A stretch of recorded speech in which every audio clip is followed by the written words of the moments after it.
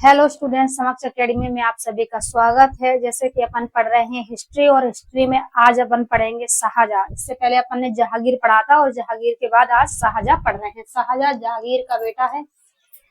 ये जहांगीर पढ़ाया था तब बता दिया था। अब पढ़ेंगे शाहजहां।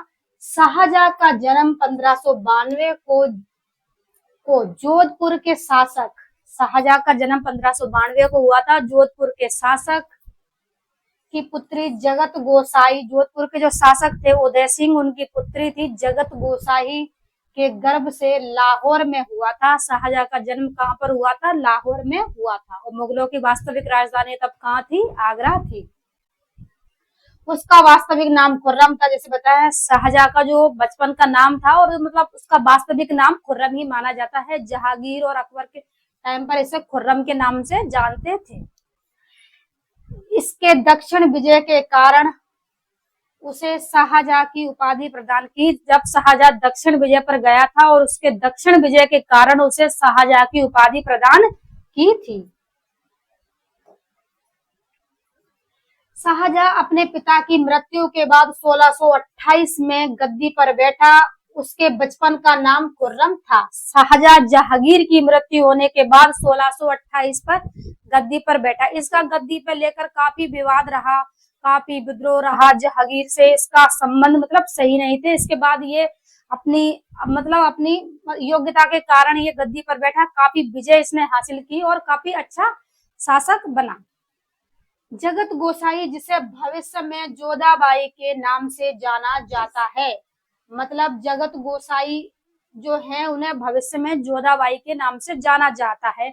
जैसे अकबर की पत्नी को जोधाबाई के नाम से जाना जाता है, मतलब मरियम उज जवानी जिन्हें उपाधि दी गई थी वो जोधाबाई नहीं थी। सही जोधाबाई को अगर भविष्य में जाना गया है तो वो है जगत गोसाई। जगत गोसाई को जोधाबाई के नाम से जाना जाता है। यह चीज पूरी तरह से स्पष्ट है। इसका विवाह नूरजहां के भाई आसफ खान की पुत्री, या आसफ खां बोला था, आसफ खां की पुत्री अर्जुमंद बानो बेगम से हुआ था। मतलब शाहजहां का जो विवाह हुआ था नूरजहां का भाई, मतलब जहांगीर की नूरजहां तीसरी पत्नी थी और नूरजहां का भाई आसफ खान की पुत्री अर्जुमंद बानो बेगम से शाहजहां का विवाह हुआ था। अर्जुमंद बानो बेगम और शाहजहां के बीच काफी अच्छे संबंध थे। अर्जुमंद बानो बेगम और शाहजहां को आगे चल के शाहजहां ने उनको मुमताज की उपाधि दी। जो मुमताज महल के नाम से प्रसिद्ध हैं वो हैं अर्जुमंद बानो बेगम। अर्जुमंद बानो बेगम को शाहजहां ने मुमताज की उपाधि दी। ठीक है, जिसे शाहजहां ने मलिका जवानी की भी उपाधि प्रदान की। शाहजहां ने अर्जुमंद बानो बेगम को पहले मुमताज की उपाधि दी। उनके ऊपर जो ताजमहल बना है मुमताज के ऊपर, तो पहले उनको मुमताज की उपाधि दी, फिर उनको मलिका जवानी की भी उपाधि दी। भविष्य में उनको मतलब इतिहास में उनको इन नामों से जाना जाएगा। प्रसिद्ध की मतलब मलिका जवानी की उपाधि देकर इस नाम से उनको प्रसिद्ध किया। उसे आगरा में दफनाया गया, मतलब मुमताज की मृत्यु होने के बाद उसे आगरा में दफनाया गया और उसके ऊपर ताजमहल बना। ताजमहल नामक मकबरे का निर्माण कराया गया। यह शाहजहां ने मुमताज की याद में ताजमहल बनवाया था। इसकी यह कहानी प्रसिद्ध है। शाहजहां और मुमताज की प्रेम कहानी इतिहास में आगे चल के बहुत प्रसिद्ध मानी गई ताजमहल के निर्माण के कारण। इसीलिए भविष्य इतिहास में उन्हें इस आज तक भी जाना जाता है कि मुमताज शाहजहां की पत्नी थी और शाहजहां ने अपनी पत्नी की याद में ताजमहल बनवाया था। उसे आगरा में दफनाया गया। जैसे बताया कि मुमताज की मृत्यु होने के बाद उसे आगरा में दफनाया गया था, जिसके ऊपर ताजमहल नामक मकबरे का निर्माण कराया। मतलब शाहजहां ने अपनी प्रिय पत्नी मुमताज की याद पर ताजमहल, मतलब मुमताज की याद पर ताजमहल का निर्माण कराया। वो एक मकबरे के नाम से जाना गया। ठीक है, फरवरी 1628 में शाहजहां आगरा में अब्दुल मुजफ्फर शहाबुद्दीन महमूद शाह किरण ए सहानी की उपाधि धारण कर गद्दी पर बैठा। जब शाहजहां गद्दी पर बैठा तो उसको दक्षिण विजय के कारण खुर्रम को शाहजहां की उपाधि दी गई। फिर उसके बाद जब वो गद्दी पर बैठा तो उसे अब्दुल मुजफ्फर शहाबुद्दीन महमूद की महमूद की उपाधि धारण कर कर उसको गद्दी पर बिठाया गया, जिस नाम से वो आगे चल के जाना जाएगा। जब वो युद्ध लड़ेगा, विद्रोह करेगा, तो वो इसी नाम से जाना जाएगा। शाहजहां ने आसफ खान को वजीर की, मतलब शाहजहां ने जो आसफ खां था उसको क्या दिया, वजीर का पद दिया। जो जो आसफ खां था ये नूरजहां का भाई था और इसकी पुत्री से विवाह किया, उसको वजीर का पद दिया। बाद में उसे महमूद खाने खाना की उपाधि भी प्रदान की, तो आगे चल के इस नाम से इसको जाना गया। पीपीटी में इसने शाहजहां को, इसने मतलब शाहजहां ने, इसने मतलब किसने, शाहजहां ने नूरजहां को लाख रुपए की पेंशन देकर लाहौर जाने दिया और 1645 ईस्वी में इसकी मृत्यु हो गई। नूरजहां जो जहांगीर की तीसरी पत्नी थी, शाहजहां की मतलब माँ मान सकते हैं, क्योंकि जहांगीर की तीसरी पत्नी थी, पर रियल में शाहजहां की माँ नहीं थी। तो इसने क्या करा, नूरजहां को लाहौर भेज दिया, क्योंकि लाहौर में ही दफनाया गया था और पहले नूरजहां लाहौर में ही थी। लाहौर में जहांगीर को दफनाया गया, इसलिए इसने नूरजहां को भी 1 लाख रुपए प्रति या लाख रुपए प्रति पेंशन देकर नूरजहां को लाहौर भेज दिया। उस टाइम ये लाख रुपए पेंशन भी बहुत ज्यादा थी, काफी इस टाइम पहले की बात हो रही है। 1632 में शाहजहां ने मुगलों, मतलब उस 1632, पुर्तगाली भारत पहले भी आ चुके थे। पुर्तगालियों का जो विद्रोह था, जो अपद्रोह समझ लो, भारत में धीरे धीरे बढ़ता जा रहा था और भारत में वो अपनी सत्ता स्थापित कर सके थे। शाहजहां अपने औरंगजेब पढ़ेंगे, औरंगजेब के टाइम पे पुर्तगाली पूरी तरह से भारत में स्थापित हो गए थे। तो शाहजहां के टाइम पर जो मुगलों थे उनसे पुर्तगालियों का विद्रोह बना रहा और काफी हद तक विद्रोह रहा। तो मुगलों ने पुर्तगालियों को वहां से खदेड़ा, मतलब मुगलों से, मतलब वहां से पुर्तगालियों को किसने खरीदा, मुगलों ने। मतलब मुगलों पुर्तगालियों को वहां से भगाने में काफी हद तक सफल रहे। और अराकान के राजा सहायता प्रदान की मुसलमानों को जबरदस्ती, मतलब अराकान के जो राजा थे उन्होंने मुगलों को सहायता प्रदान की, और जो मुसलमान थे उनको, जो पुर्तगालियन जो आए थे वो जबरदस्ती ईसाई बना रहे थे। इसमें उनको अराकान के राजा थे, उन्होंने मुगलों की सहायता की और पुर्तगालियों को वहां से भगाने में मुगल कहीं ना कहीं सफल रहे।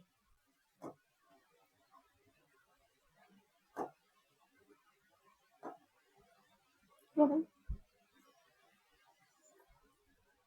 1633 में उसने अहमदनगर को जीतकर मुगल साम्राज्य में मिला लिया। मतलब जो 1643 में उसने क्या करा, 33 में उसने अहमदनगर को जीता और अहमदनगर को उसने अपने मुगल साम्राज्य में मिला लिया, जो काफी विद्रोह का कारण रहा। जहांगीर के टाइम पे भी अहमदनगर को लेकर काफी विवाद रहा, पर उसने उस राज्य को जीत लिया।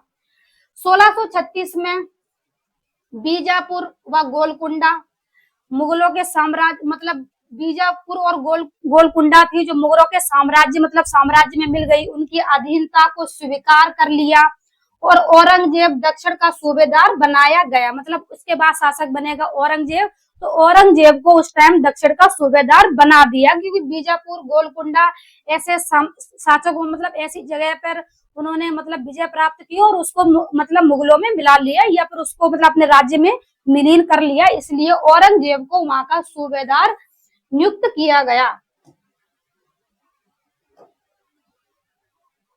कंधार, जो कि जहांगीर के समय मुगलों के अधिपत्य से निकल गया था, जो कंधार था वो जहांगीर के समय भी मुगलों के अधिपत्य से निकल गया था, इसको भी इसने जीता और अपने साम्राज्य में मिला लिया। शाहजहां के समय एक बार फिर मुगल अधिपत्य में आ गया, मतलब जो ये कंधार जगह है ये जहांगीर के समय जो हाथ से निकल गई थी, शाहजहां के समय मुगलों के राज्य में फिर आ गई और मुगलों ने इस पे अपनी विजय हासिल की और अपने साम्राज्य में इसको मिला लिया।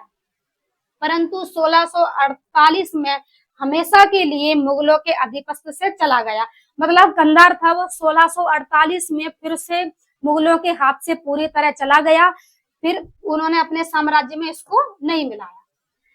शाहजहां के शासन काल में सिखों के 6वें गुरु, जहांगीर के शासन काल में सिखों के 5वें गुरु के साथ काफी विद्रोह रहा और उस टाइम उन्होंने क्या कहते हैं उसको, मतलब खुर्रम को सहायता प्रदान की, उसकी वजह से जहांगीर ने उनकी हत्या करवा दी।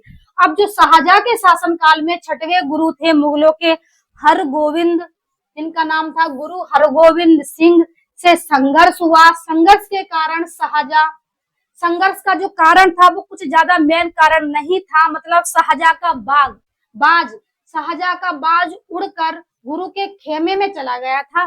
जो गुरु गोविंद मतलब गुरु हरगोविंद सिंह है, उनको देखा होगा आपने चित्र में, उनके पास एक बाज था।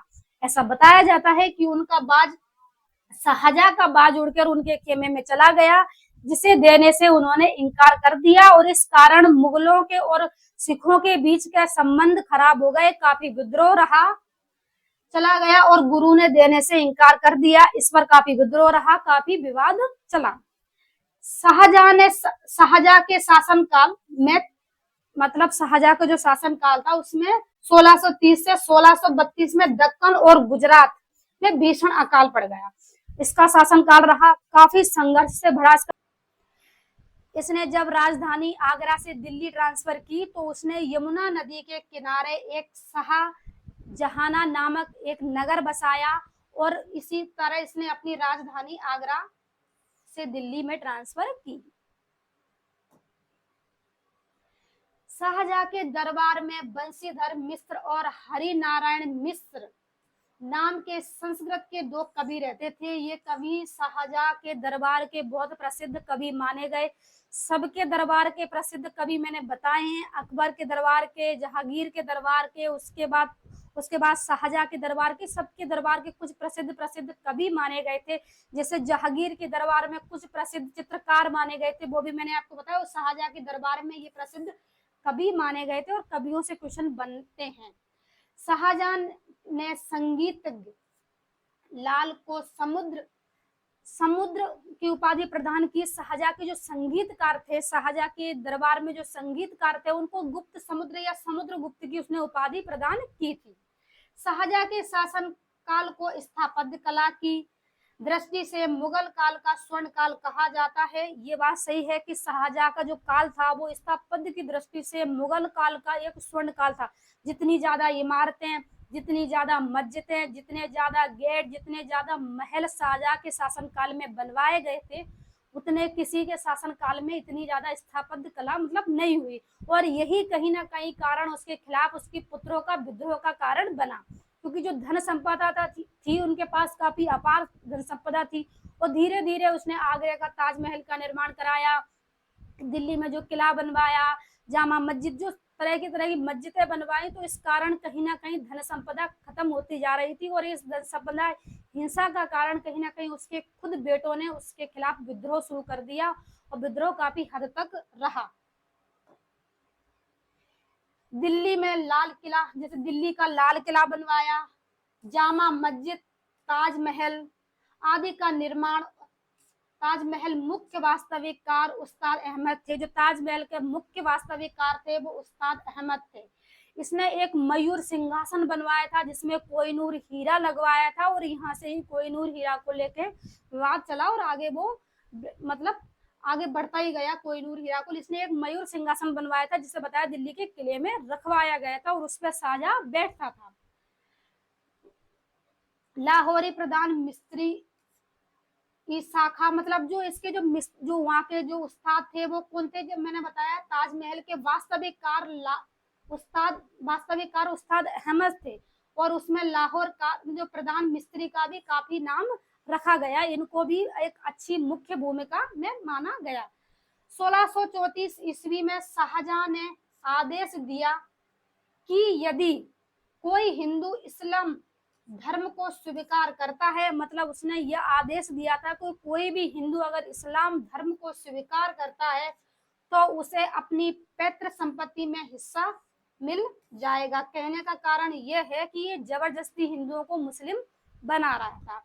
उसने इस्लाम लड़कियों से हिंदू पुरुषों का विवाह करने पर प्रतिबंध लगा दिया। मतलब हिंदुओं जो मतलब मुस्लिम जो महिलाएं थी उनसे हिंदू लड़के शादी कर रहे थे, तो उन्होंने इस चीज पर पूरी तरह से प्रतिबंध लगा दिया और इनके विवाह को निषेध घोषित कर दिया।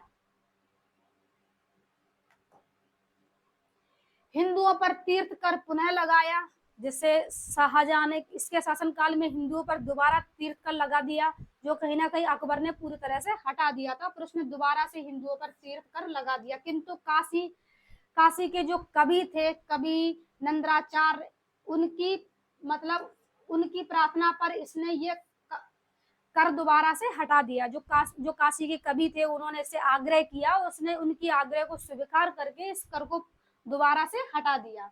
शाहजहां बीमार होने पर मतलब शाहजहां बीमार हो गया, उसके बीमार होने पर पुत्रों में उत्तराधिकार को प्राप्त करने की युद्ध शुरू हो गया। मतलब शाहजहां बीमार हुआ, शाहजहां के बीमार होने पर पुत्रों में के बीच उत्तराधिकार को प्राप्त करने के लिए युद्ध शुरू हो गया। वो इसकी बीमारी का पूरी तरह से बच्चों ने फायदा उठाया। कहा उत्तराधिकार को लेकर इसके 4 बेटे थे और चारों बेटों में उत्तराधिकार को लेकर काफी विद्रोह रहा। 1636 से 1637 में शाहजहां सजदा प्रथा को समाप्त कर दिया। इसकी जो सजदा प्रथा थी, जो सजदा प्रथा काफी लंबे टाइम से चली आ रही थी और उसने सजदा प्रथा को भी पूरी तरह से समाप्त कर दिया। प्रथम शाहजहां की मृत्यु, मतलब शाहजहां की अपनी मृत्यु की तरफ बढ़ते हैं।